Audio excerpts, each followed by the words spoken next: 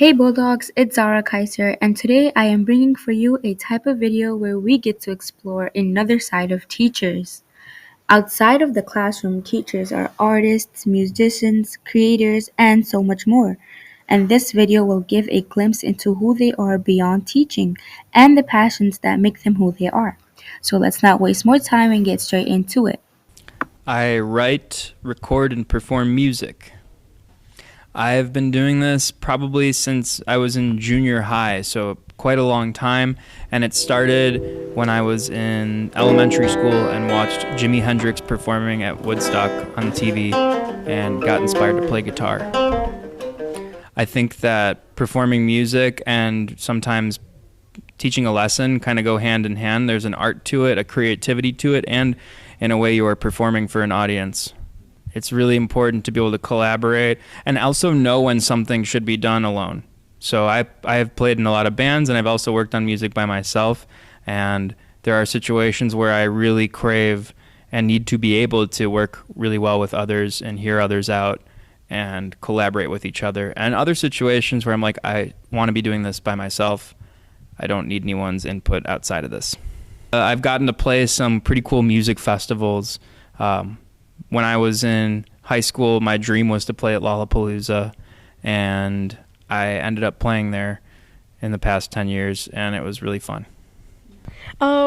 This might surprise some of you guys, but I am also a tattoo artist outside of teaching. So especially during summer breaks, I spend a lot of time at the studio and change people's bodies forever. I started in 2019, like right before the pandemic hit. It sparked because I was trying to find a South Asian, like Indian tattoo artist to do a specific design on me, and I was looking for a while. I couldn't find anyone. And then one of my tattoo artist friends was like, why don't you just do it yourself? And I took it seriously, and so I started tattooing. It's taught me, like, you almost get into this mindset of, like, meditation where you can just, like, you're sitting with one person, working with them for hours. So you can either get really deep in conversation with them for those couple of hours, or you're just, like, focusing super hard on, like, the line that you're doing on the skin. And you can't really do that in teaching. Like, there are 30 kids in the classroom, so it's, like, harder to be able to focus so hard on just one student for that long.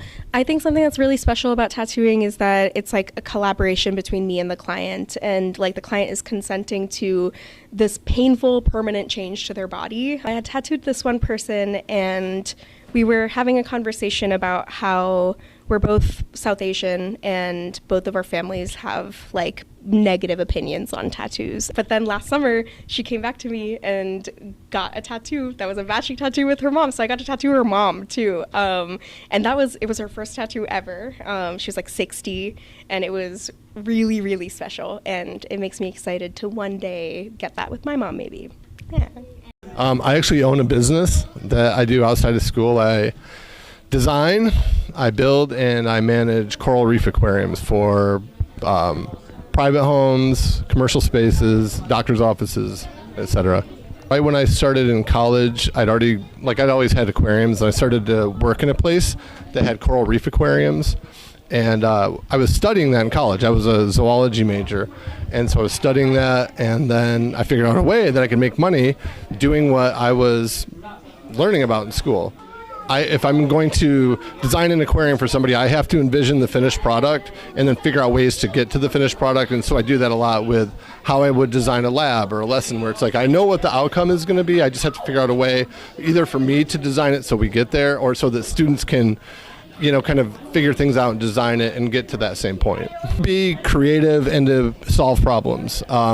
In my business, I don't always have somebody there telling me what to do. In fact, I never have somebody telling me there what to do, how to do it. So I have to figure things out, sometimes just on the fly. And so I really would like my students to take away the ability to, like, we have something in front of us, we have a problem.